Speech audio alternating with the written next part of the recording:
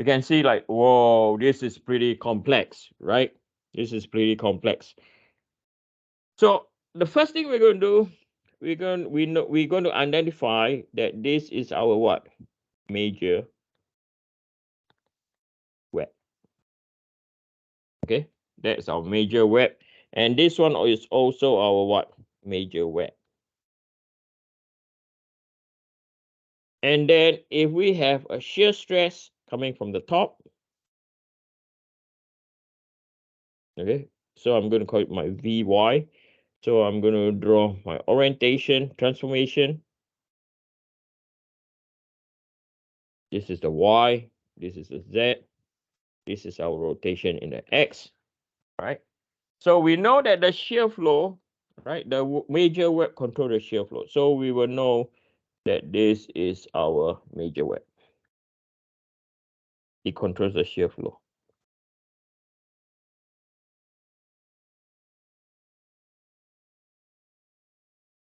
Okay. So that's like fluid flow from the top to the bottom of the structure. Then from here, you design your other shear flow.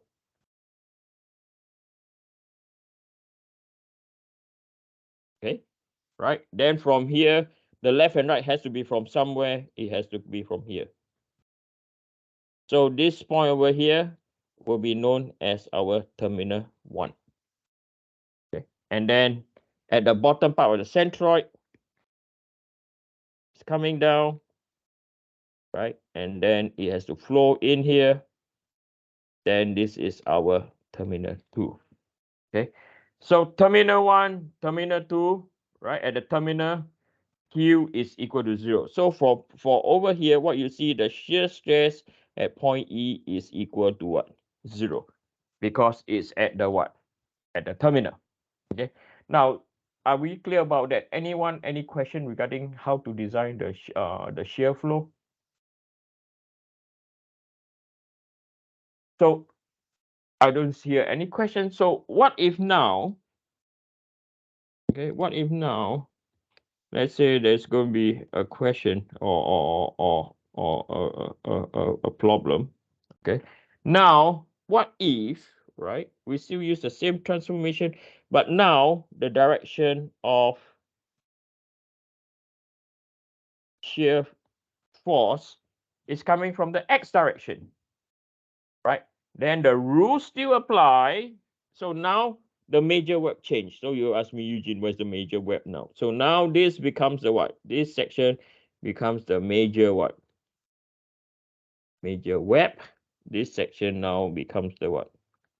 Major what? Web. So the major web, which is continuous, controls the shear flow. Okay. So this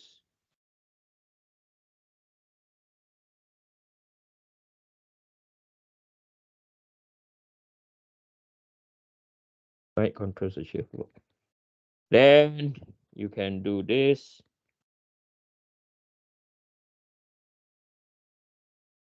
So over here, this is a terminal 1, and then you know it has to end up.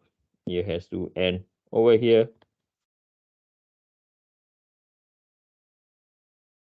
And this is your terminal 2. Okay. But because over here is your major web, right? This thing will come down here. And then we'll go over here. And these are your terminal 3. And these are your terminal 4. Okay. Always remember the major web controls the what? The flow. Now, a thing is, it can be look confusing now. You will say, Eugene, one, you can say that you don't, this is the difficult part. Why over here, right?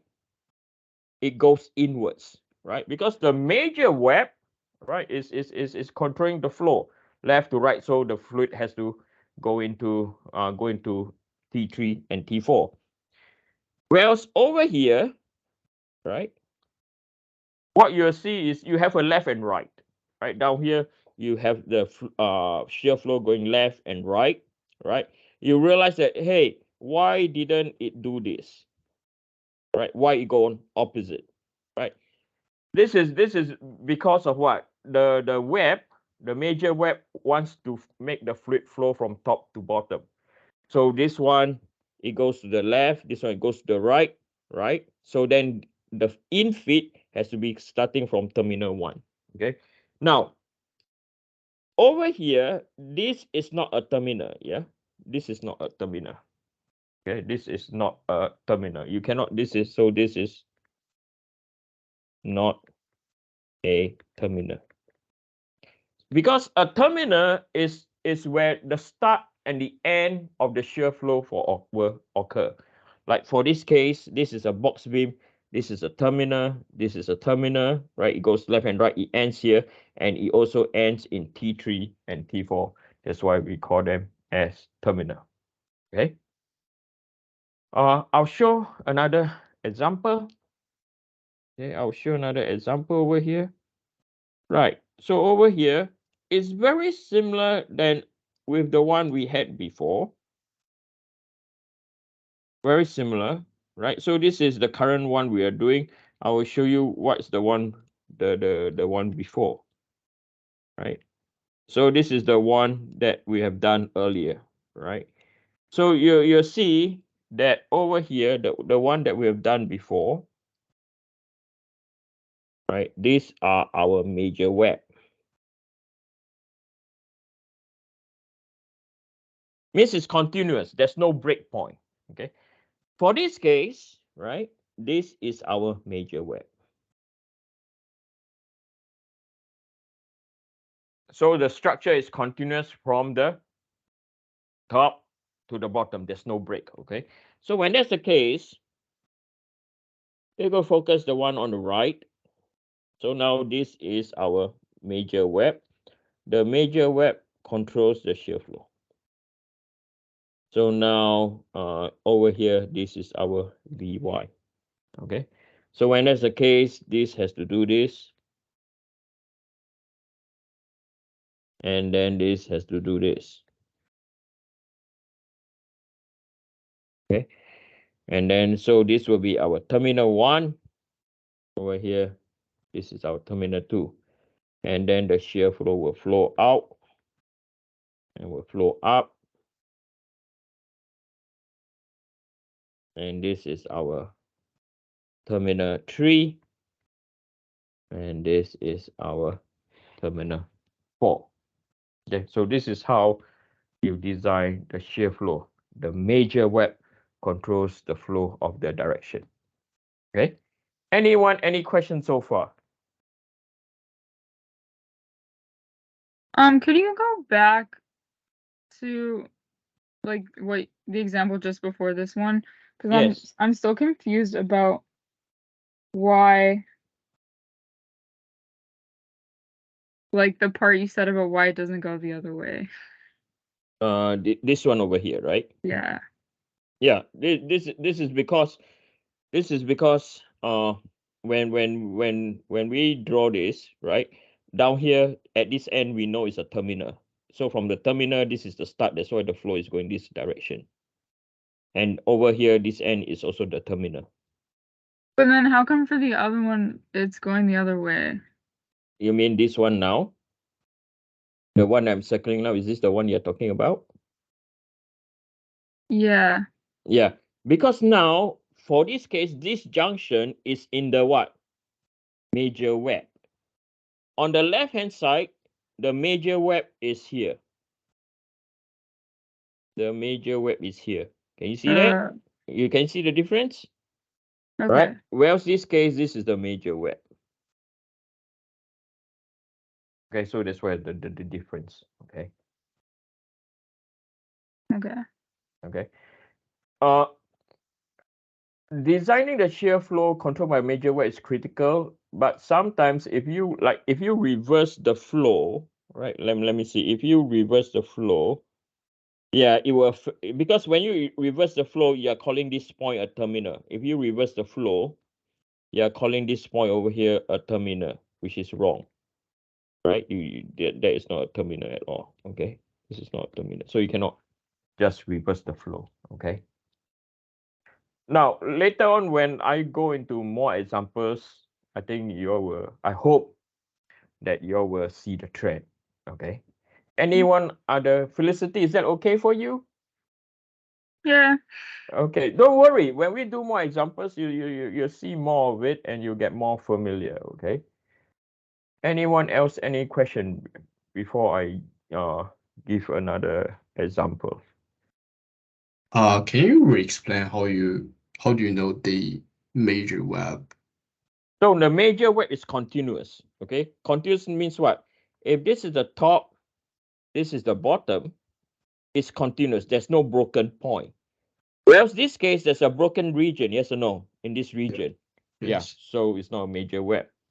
Then for the example over here, down here, this is not the major web because over here is broken. It's not continuous. Yes. For the example in the last page, Which one? The one that I'm showing you now? last one. This No, one over page here? one. Page one. Which one? Yep. Yeah. For the graph on the left, Yes. there are two sets of beam, right? One is vertical, another one is horizontal. But how do you know the horizontal sets of beam is the major web rather than the vertical? Why the horizontal is not the major web? Is that why you are saying? Yeah. Because it's relative to Vy. If Vy is in this direction, the major web also has to be perpendicular.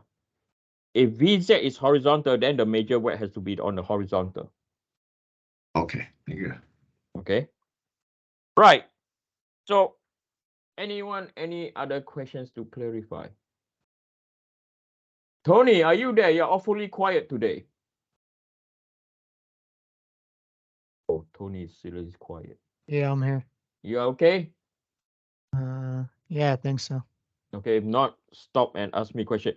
Now, in all structure analysis, okay, this is the most difficult topic. Okay, you guys have done 2P. Now you're doing 3A. I'll tell you 3A, this is the most difficult topic. Okay, once you clear this, you'll be fine. Okay, right. So the next thing that I want to show you or highlight to you is I want to show you some similarities and differences. Okay, you guys know the differences. Okay, between thin wall. Okay, so this is thin wall.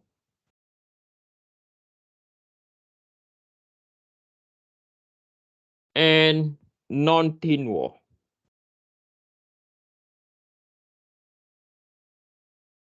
Okay, I want you all to see the similarities and the differences. Okay, so I'm going to sketch a non-thin wall at below, and it's also going to be hold on, let me close this and come back in.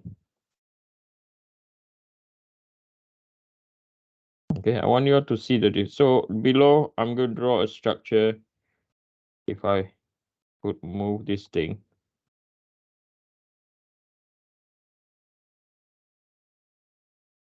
Okay. So I'm going to let you all, I want you all to see and compare the difference between non-thin wall and thin wall analysis.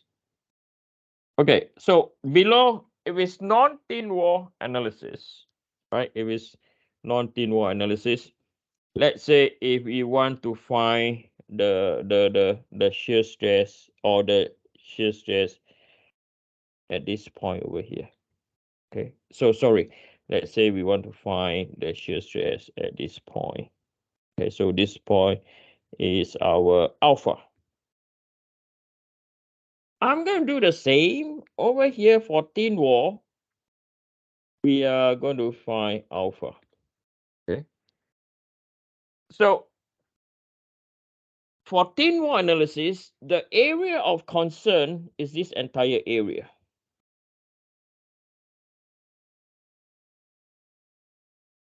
Okay, that's the area of concern. For non-thin wall, this is the area of concern. Hey, come here, give me a triangle. Okay. For non-thin wall, this is the area of concern.